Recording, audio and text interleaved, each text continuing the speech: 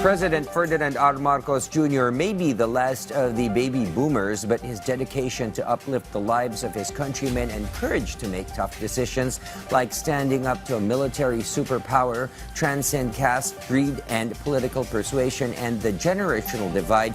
No better proof of this than a group of youth who backs him up on his unyielding West Philippine Sea policy and took to the Chinese embassy for protest action, as our J.M. Pineda narrates in this report.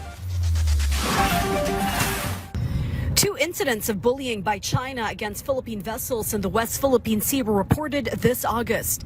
Among these was the aggressive tailing of the Philippine Coast Guard or PCG vessel by the China Coast Guard or CCG and the PLA Navy, which even led to a collision between two Chinese vessels. This was followed by the use of water cannons by the CCG against the Bureau of Fisheries and Aquatic Resources or BFAR vessel BRP Dato Sumkad.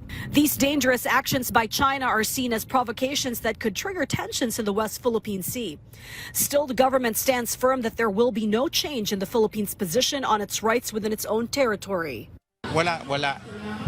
To change our stance will be to the grave detriment of our national interest. That is something nobody can do under our constitution and our moral obligation. Obligasyon natin sa taong bayan. Hindi pwede magpalit at kaya matindi rin ang salita ni Presidente na hindi talaga tayo pwede kumompromiso ng national interest natin. This stand is supported by a youth group from Bulacan. Coinciding with the celebration of National Heroes Day, the group held a protest rally in front of the Chinese embassy in Makati. They staged a noise barrage at the embassy and laid down on the streets to show their condemnation of China's aggressive actions in the West Philippine Sea.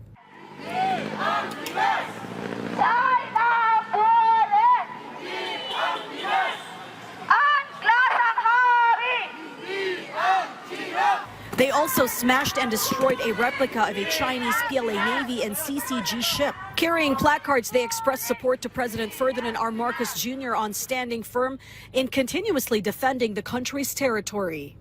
Kaya po namin ito ginawa, Heroes Day, para rin po sa pagpapakita ng pagsuporta po natin sa Philippine government and pagsaludo po natin sa PCG sa ginagawa po nilang talagang paghigpit na pagbabantay din po sa bahuran ng Pilipinas. So saludo po kami, saludo po ang Filipinos Do Not Kill Movement sa PCG natin, sa Pangulo natin. The group also expressed satisfaction with the actions and decisions of the President in protecting the West Philippine Sea.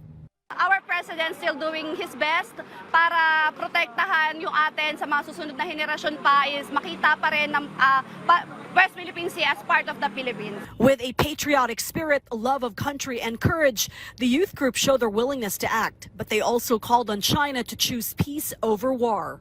They further urged China not to disregard international law and to respect the United Nations Convention on the Law of the Sea, or UNCLOS, which affirms that the West Philippine Sea is part of Philippine territory. This is Sharm Zespina from the National TV Network for a new and better Philippines.